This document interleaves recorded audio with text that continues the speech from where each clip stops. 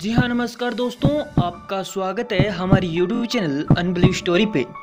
दोस्तों, आज हम बात करने वाले हैं दिल्ली में आक्रमण के बारे में।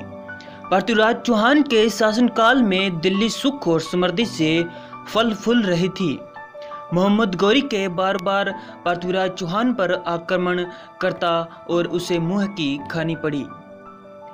मोहम्मद गौरी समझ चुका था कि पृथ्वीराज चौहान से सीधे सीधे नहीं जीता जा सकता, इसलिए उसने शस्त्र युद्ध के बदले कूटनीति से कार्य करना आरंभ किया।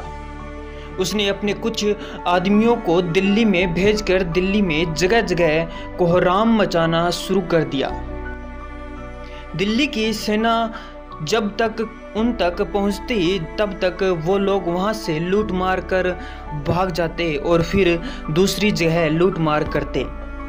दिल्ली की प्रजा का सुख दिनों दिन खोता जा रहा था और अंदर ही अंदर उनमें पृथ्वीराज चौहान के प्रति दुर्भावना आती जा रही थी कि हमारे महाराज कुछ नहीं कर रहे हैं, परंतु सच्चाई कुछ और ही थी। पृथ्वीराज चौहान हर तरह से उनकी मदद कर रहे थे। अब मोहम्मद गौरी के आदमियों ने अनंगपाल के पास जाकर फरियाद की, आपने अपना राज्य एक गलत और अनुपयुक्त पुरुष को हाथों में सौंप दिया। कृपया आप अपना राज्य अपने हाथों में वापस ले लें। पृथ्वीराज चौहान तरह तरह से अपनी प्रजा को कष्ट पहुंचाता रहा और आपकी प्रजा पीड़ित होती रही।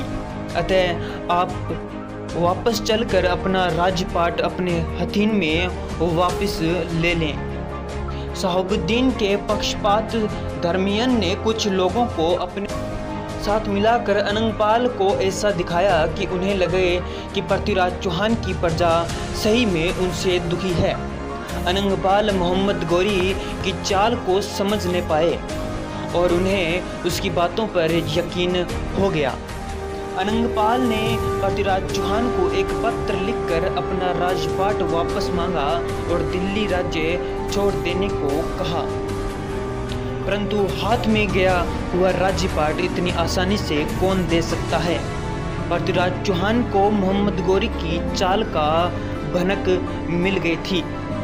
अतः पृथ्वीराज चौहान ने राजपाट लौटाने से साफ इनकार कर दिया। अनंगपाल के तपस्वी बन जाने पर भी उनके पास पक्षपातियों की कमी न थी और दिल्ली में आक्रमण कर दिया। पृथ्वीराज चौहान बहुत फेर में पड़ गए और वे सोचने लगे कि एक तो अनंगपाल रिश्ते में नाना लगते हैं और ऊपर से इतना बड़ा राज्य तो उनका ही दिया हुआ है, वे उनसे युद्ध कैसे कर सकते हैं। अतः पृथ्वीराज चौहान ने किले का द्वार बंद करने का आदेश दे दिया और ये भी कहा कि चौहान सेना एक भी सेना को हाथ नहीं लगाएगी। ऐसा ही हुआ। अनंगपाल ने पृथ्वीराज चौहान के किले में हमला किया और पृथ्वीराज चौहान किले का दरवाजा बंद कर केवल आत्मरक्षा करने लगे।